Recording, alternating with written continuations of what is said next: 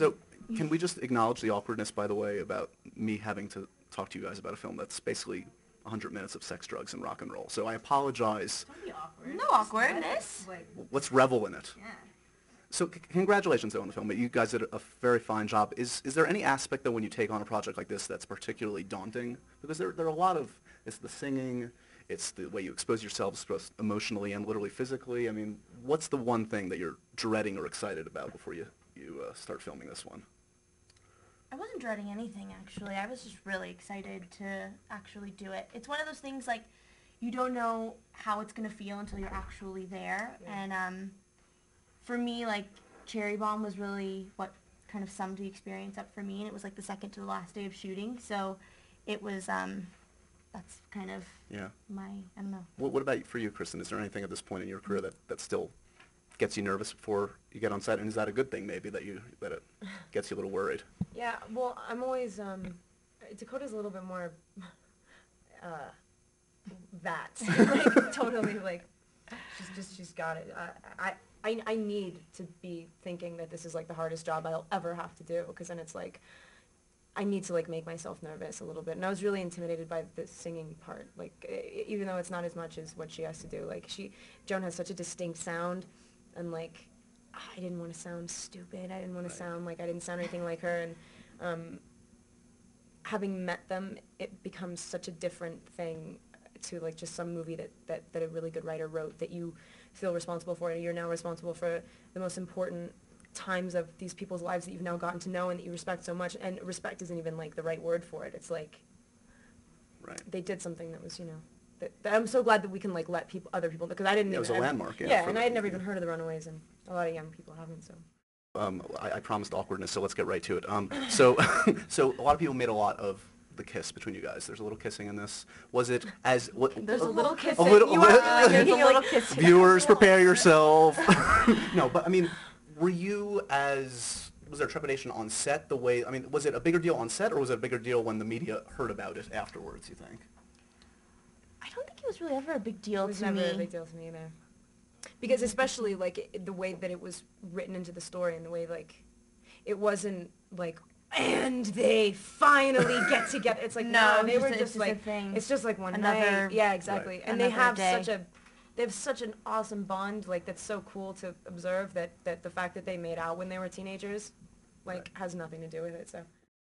Now, is that, forgive me again, but is that you nude at the end, that last underwater shot? Yeah, but you can't see anything. So again, no, that's cool. It's not like, I mean, I have 17 layers on. I can't expose any skin, but clearly you are a little bit more at peace with yourself than I. I can really, like, there are things that, like, you're capable of doing under the guise of, like, I mean, you're so safe, like, this, like, you get to, like, plus, I was not naked. I was, like, wearing stuff. I was wearing, like, really, really, really unattractive, like, nude bodysuits. Yeah, like mole skin or something. Like, really, really, really gross. Like, in the movie, it's like, oh, that's cool. This, like, subjective image of, like, oh, she's just submerged. She's lost in this world, like, this, like, ocean. You also shot that in the last 2 minutes of filming on the last day. What is this? Like, I'm in a bathtub, and then suddenly I'm, like, in I don't understand. All right, I'll lay in the water and look like a tool. That's trust. Yeah. Okay, we covered sex, drugs. There's a fair amount. You guys are like literally snorting coke in a bathroom. I was not expecting to see you two ever do that in a film. So congratulations on that. Do you feel though? Do you feel a pressure though? I mean, you guys are both clearly role models for young women, young people out there. They're going to see you in these circumstances. Obviously it's all right with you? Do you worry about sort of them seeing you in that context? I've been exposed to everything under the. I think that if you don't realize that, like, the people that you look, this is also a really hard question for you know what I mean? It's also like real people. This is their real experience, right. And that. It's the story. It's the happened, story, yeah. And I mean, it was just vitamin B. You know what I mean? It's like, I don't know. I'm relieved to hear that. In terms of just like wardrobe, I mean, you're wearing stuff you've never worn in a film before. Is any of that sort of like when you look at what you're wearing that day, you're going, oh my God, what have I signed on for? Or no, I loved it. I loved the wardrobe so much. I loved it every day, and I got to keep it all. So that's the best part of it. Have you used it since, or is it still not in yet? the closet? I'm still looking for the right what's the occasion for that? I don't know. To bring out the 7-inch silver platform boots. Do you think, this is kind of, I would think, a lot about wish fulfillment as an actor to literally be a rock and roll star. Do you think it's cooler to be a movie star or a rock and roll star at the end of the day? Which would you rather be? What's cooler? I enjoy Are either cool? Maybe neither are cool. No, they're both being cool. an actor pretending to be a rock and roll star.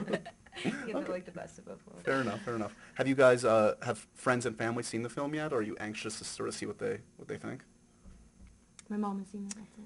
Yeah, Okay. nobody's really seen it for me. I don't know yet. I feel like we're figuring out right now if it's going to work out or not. Okay, so a quick a Twilight question or two here. Breaking Dawn, do we know anything yet? Shooting, schedule, director, anything? No. No, I don't even know if it's going to be one or two, or who's directing it, or when it's even going. So Right. I know that it's going to go, but not when yet. Are you hopeful that very graphic birth scene is kept intact as it was depicted by Stephanie Meyer? Or do you have assurances that it will be?